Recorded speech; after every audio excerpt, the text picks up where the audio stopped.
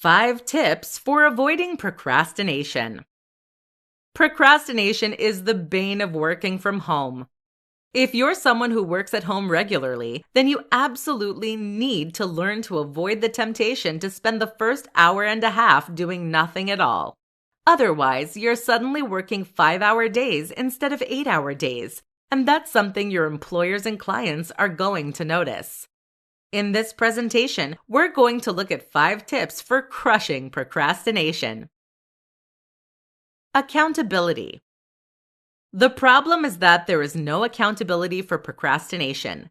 This is why it is worse for those that work from home versus those that work in an office. In an office, people are looking over your shoulder, but here you can do whatever you like. One solution is to create stakes for yourself. An easy way to do that?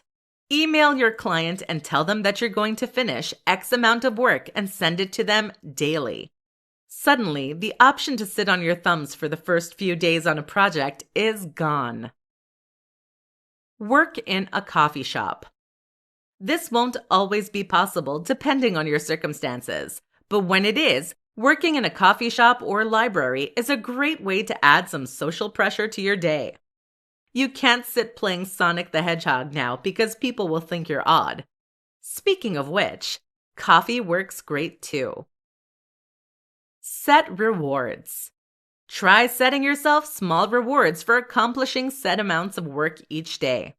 For example, if you finish the first 2,000 words of an essay you're writing, only then can you give yourself a cup of coffee.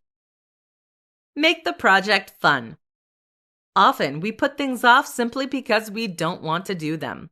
This is why procrastination tends to rear its ugly head more when we're doing particularly dull and dry tasks. The solution is to find a way to make that task more interesting. For example, you might find a way to gamify it, or you may just find a way to add more creativity to the project. Rest properly. Finally, make sure you have some proper downtime and fun during your time off.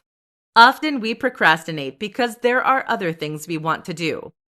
If you never have time to play video games, read books, or browse Facebook, then that will start creeping into your work. So actually enjoy your time off, and you should find this changes.